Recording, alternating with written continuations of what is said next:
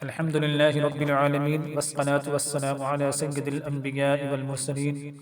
عزیزان گرامی، حضرت نوح علیہ السلام کی قوم بڑی بدبخت اور ناعاقبت اندیش تھی۔ حضرت نوح علیہ السلام نے 950 سال کے عرصہ میں دن رات تبلیغ حق فرمائی، مگر وہ نہ مانے۔ آخر حضرت نوح علیہ السلام نے ان کی ہلاکت کی دعا مانگی اور خدا سے عرض کی کہ مولا ان کافروں کو بیخ و بن سے اکھاڑ دے۔ چنانچہ آپ کی دعا قبول ہو گئی اور خدا نے حکم دیا کہ اے نوح، میں پانی کا ایک طوفان عظیم لاؤں گا اور ان سب کافروں کو ہلاک کر دوں گا۔ تو اور اپنے چند ماننے والوں کے لیے ایک کشتی بنا لے۔ چنانچہ حضرت نوح علیہ السلام نے ایک جنگل میں کشتی بنانا شروع فرمائی۔ کافر آپ کو دیکھتے اور کہتے اے نوح کیا کرتے ہو؟ آپ فرماتے ایسا مکان بناتا ہوں جو پانی پر چلے۔ کافر یہ سن کر ہنستے اور تمسخر کرتے تھے۔ حضرت نوح علیہ السلام فرماتے کہ آج تم ہنستے ہو اور ایک دن ہم تم پر ہنسیں گے۔ حضرت نوح علیہ السلام نے یہ کشتی 2 سال میں تیار کی۔ اس کی لمبائی 300 گز، چوڑائی 50 گز اور اونچائی 30 گز تھی۔ اس کشتی میں 3 درجے بنائے گئے تھے۔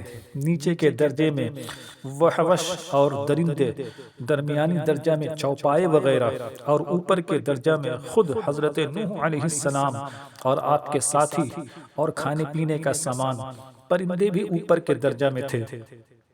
پھر جب بحکم الہی طوفان عظیم آیا تو اس کشتی پر سوار ہونے والوں کے سوا روئے زمین پر جو کوئی بھی تھا پانی میں غرق ہو گیا، حتیٰ کہ نوح علیہ السلام کا بیٹا کنعان بھی جو کافر تھا اسی طوفان میں غرق ہو گیا۔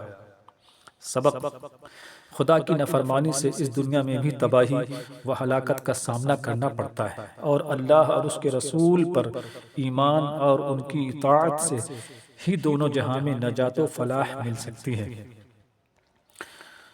حضرت نوح علیہ السلام نے بحکم الہی جب کشتی بنانا شروع کی تو ایک مومنہ بڑھیا نے حضرت نوح سے پوچھا کہ آپ یہ کشتی کیوں بنا رہے ہیں؟ آپ نے فرمایا بڑی بھی ایک بہت بڑا پانی کا طوفان آنے والا ہے جس میں سب کافر ہلاک ہو جائیں گے اور مومن اس کشتی کے ذریعے بچ جائیں گے۔ بڑھیا نے عرض کیا حضور جب طوفان آنے والا ہو تو مجھے خبر کر دیجیے گا تاکہ میں بھی کشتی پر سوار ہو جاؤں۔ بڑھیا کی جھونپڑی شہر سے باہر کچھ فاصلہ پر تھی۔ پھر جب طوفان کا وقت آیا تو حضرت نوح علیہ السلام دوسرے لوگوں کو تو کشتی پر چڑھانے میں مشغول ہو گئے، مگر اس بڑھیا کا خیال نہ رہا، حتیٰ کہ خدا کا ہولناک عذاب پانی کے طوفان کی شکل میں آیا اور روئے زمین کے سب کافر ہلاک ہو گئے۔ اور جب یہ عذاب تھم گیا اور پانی اتر گیا اور کشتی والے کشتی سے اترے تو وہ بڑھیا حضرت نوح علیہ السلام کے پاس حاضر ہوئی اور کہنے لگی حضرت وہ پانی کا طوفان کب آئے گا؟ میں ہر روز اس انتظار میں ہوں کہ آپ کب کشتی میں سوار ہونے کے لیے فرماتے ہیں۔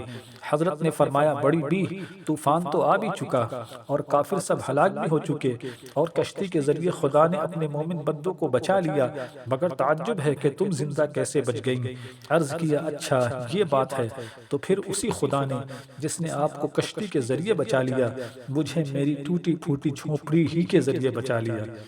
سبق: جو خدا کا ہو جائے خدا ہر حال میں اس کی مدد فرماتا ہے اور بغیر کسی سبب ظاہری کے بھی اس کے کام ہو جاتے ہیں۔